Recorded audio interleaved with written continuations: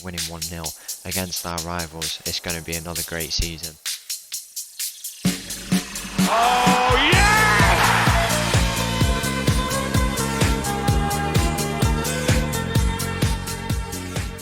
Hello and welcome back to another episode as part of the Corners of Europe Challenge, and welcome back to Shakhtar. Where in today's episode we have got our 2037-38 season preview. It's very deep into the future now. We're going to be previewing the transfer window we have had, and it has been a very big one for that fact. And then we've got a game once again for the first game of the year. We're going up against Dynamo Kyiv in the league. Set the tone early, and hopefully we can continue our unbeaten run. That would be nice. So if we're going to take a look at the transfers that we've made in this summer, we've spent 202 million on players coming in and 51 million going out. I don't know if anyone left. No one did leave on that side of the page. 6 signings we've brought in, some big ones, some big money going around. But the players who've left us, Arana's obviously left us to go to Espanyol. We already knew about him. Daki has left for Al Shabab in Saudi Arabia, I want to say. Yeah, he's gone there we know why. 7.5 million, no decent fee. And then finally, one of the notable players to leave, Fabiano Barelli, has left us. He's gone to Manchester City. He had a decent season for us, but we got good money for a player who we signed for free, up to 60 million if he reaches 20 starts or 20 games in the league, and as a regular starter you'd think we'd get that 60 million within the next few months. So overall, some decent business there. The players who we have brought in, first of all, we have to start with the players who we brought in on like free transfers, pre-contract agreements. First one we brought in, Arnold and Gar. We brought him in from Monaco, as you can see here. Definitely a good squad option for us. He's played for Monaco for a number of years, 14 years he's been there, can play in a number of the midfield positions. Overall, some good stats, a bit more on the smaller side. He reminds me of a bit of a Angelo Pereira profile type of player, but overall I think we've got a good deal on a free transfer for a squad player. Yeah, a very good deal. Happy to bring him in. Adrian Warling is the next player who comes in. He's a right winger with he had a lot more potential. I don't know where a lot of it's gone, but he's a decent option on that side. Probably will get a few minutes, could go out on loan, but as another squad player he could be a decent option. The next player we've brought in, Rafael Real Neto. He is a Brazilian player, 29 years of age. Once again, they've been suggesting I sign this guy for so long, so I went and did it. Finally, we've brought him in, and he looks like a real good player. He can play in a number of positions. He's had a really good preseason, and he could be in contention for the opening few games. Regular starter, we have agreed, so we should get a lot of playing time out of him. I'm thinking he's a bit of a rotation option, but I'm not too sure. We'll have to see how it goes. But overall, for the fee of 9.5 million we paid, it's a very good squad option if that's what he is. The next player brought in is Alessandro Mancini. Now, one thing you've got to note is that I always go for transfers very early, and I think it could be a little bit of a mistake sometimes. I probably should wait, because you'll see why I should wait. But we've brought in Mancini here as a 23-year-old Italian, and he's already played 150 combined games for Milan and Roma, as you can see there, which is very impressive. Overall, a really good physical player. He's already got 10 caps for Italy. He doesn't have loads of potential, but I think he can still develop, and has already got a good profile, and he's given us lots of competition in multiple different positions for 32 million. A very good deal. Now, the two big money signings, 160 million spent combined on these two. Now we're looking to strengthen the defense a little bit more.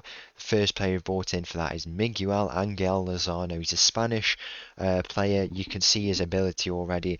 188 centimeters. He's already got 23 caps for the national team. He played in a Celta Vigo team who have done really well. They've made a quarter final of the Conference League there, another quarter final there. They made didn't make Europe for the last few seasons. I had a feeling they made a round of 16 there. They did a really good a season. I don't know, maybe not, but I think they were definitely in the Conference League when we were there, if I'm not mistaken. I don't really know, but they've had some good European games, done really well for themselves, and he's come from that as a real experienced player.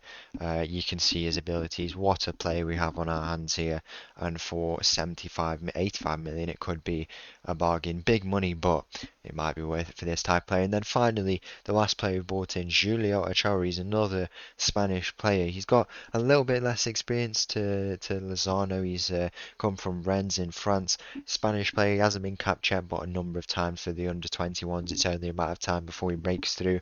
His ability is not quite at the level of Lozano, but so much potential, and he's already got some amazing qualities, as you can see. Really physical players we brought in with some great mental attributes and some technical attributes that stand out is probably the description that fits these new players. A really good defensive midfielder. I think we have to incorporate a defensive midfielder because in the transitions from attack to defense, a lot of it was progressing, especially in like the first 2/3 of the pitch. It was progressing out wide, but then it would go into a lot of them would go like very central, and we'd have an issue. That's why I had a stopper because we were playing really attacking. I added the stopper in, but adding a defensive midfielder, and we have some amazing options for it. We need to add it in there for that security and what players we bought in for it. So this is how the team looks at the moment. We've got loads of the starting 11 is it's absolutely amazing. I mean, Neto is in there. Santos is going to come back in because he was injured, but this team is just looks amazing, absolutely amazing on the eye. Really, really good players, and we have a really, really good team going forward this season. Polishchuk stays in the inverted fullback role. I was considering changing it, but I think Shevchenko going inside and Santos on the wider position could work. We can play him as the advanced playmaker as well into that role where he usually played, but we'll have to see. Antonio moves across to the left side now. See how he'll do there because he is still a decent player, and we'll see how we can do there. He can play the inverted role if we need to, and as a more natural defender, it probably could happen, but we'll have to see. And then Lozano fits straight in, and so does Alex. The depth on the bench, Dimitri Popov, Jackson, Diaz, Mauro Couto. We've got Ngar and Wallin, our new signings. Neto, who's there as well, and Mancini. We have got strength in depth. I said we needed it, but with 6 signings and one player, or three players who've left us, one starting player and 2 bench options, with 6 new signings. What a squad we have built. Let's go and test it out. The first game of the season against Dynamo Kyiv. So the team for our first game of the season against none other than Dynamo Kyiv starts with Enrique in goal, backline of Antonio, Lozano, Alex and Polishchuk. Ochoa, Tom Jansen, Santos in the midfield. We've got Recycled on the left, Shevchenko on the right, and Kuzmanik up top. And the first goal of the game is completely caught me off guard. The game is it has been going on, but it's completely caught me off guard. We go 1-0 up here. Now we'll be definitely into the flow of the game. Kuzmanik just wins it back. He goes all the way. Lovely shot, and what a goal that is. Just outside the box, 20 yards out, and he makes it 1-0 here against Dynamo Kyiv. The new team gelling together, and already we're getting off the mark. We've got a full Ukrainian front line, which I'm happy with because we have to play them basically because of the rules. I mean, we have Polishchuk who's Ukrainian, but we have to play a minimum of 8 we have to play 3 Ukrainians. That's what we have to play. So that attacking front plus Polishchuk means we can bring on 1 foreigner for the Ukrainian and still be within regulation. I think it might be 4 actually, if I'm not mistaken. I mean, we can go and test it now. We'll have a look at what goes on here. That was just reversed to highlight, but it works out. So Ochoa here, this is Polishchuk here. This is an interesting formation we're going with here. I mean, I don't know, we've lost a bit of organisation after that corner. Antonio, lovely ball down the line. He finds Recycled. Will he look to square it? That's what he'll do. It's in there. Kuzmanik, will he get there? He doesn't manage to. It's headed clear in the end by the Dynamo Kyiv players. 30 minutes gone though. This is exactly the start we need. We want to get a big win here because if we go on and win the league, we want to be first every single game week. We weren't last year because the first game week we finished second because I think we literally lost on alphabetical order. So Urzruk, so QRS. Like Rook went first on like 3 goal difference, and we had 3 goal difference as well. And I think that's the only separator. But hopefully we can change that now and go on and get the first place by the first day. But we've got a tough task to do. I mean, we only have to score 2 more goals. We've got big wins. We got 3-0 last year, so it should hopefully be done in this game as well. Half time goes here in this game, and we are winning. We're winning 1-0 against our rivals. It's going to be another great season.